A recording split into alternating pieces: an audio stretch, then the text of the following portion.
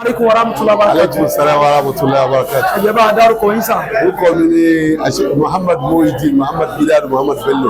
Alhamdulillah. Ẹ̀jẹ̀ kí ni à ń ṣe ń bí lónìí sàn? Gbogbo àwọn jàmáà wa ti àdúrà wa ìzìn fún gbogbo ilẹ̀ Yorùbá pátápátá.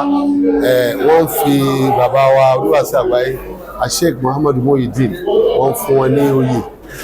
Wọ́n ní orúkọ oyè náà ní Sultanul Wa'izin. Gẹ́gẹ́ bí ẹ ṣe sọ fún wa. Láàbùrà. So ìmọ̀ràn owó lẹ́yìn wá gbà fún àwọn àfáà tí wọ́n ń ṣe olúwàsí tẹ́lẹ̀ ní fún wọn. Olúwàsí. Náà. Gẹ́gẹ́ bá ti mọ̀ pé bàbá wa Sheikh Muhyiddin Ajani Bello kò sí nǹkan kan tí wọ́n ṣe ju pé wáàsí náà ni wọ́n ṣe tí wọ́n fi gbarú oyè yẹn. Ṣùgbọ́n wọn lẹ ní fáwọn àfáà tó tún bọ̀ lẹ́yìn bí irú wọn tó fẹ́ gbowó. Alhamdulillah. Ìmọ̀ràn tó wà bẹ́ẹ̀ ni pé gbogbo ẹni tí ó ṣe wáàsí láyé ó dà gẹ́gẹ́ bí kọ̀ǹdọ́tọ̀ tó fẹ́ pèrò sọ́kọ̀ ni.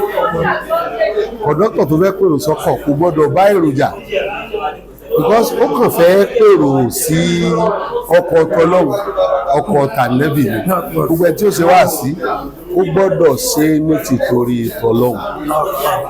Gbogbo bàbá tá à ń pariwo ní ìsìn náà àwọn náà bẹ̀rẹ̀ báyìí ebi nǹkan kan ni wọ́n fi bẹ̀rẹ̀ fún ẹnì kò sí ní máa pariwo Ọlọ́hun kó máa pariwo ànẹ́bì yóò máa ga sí ni.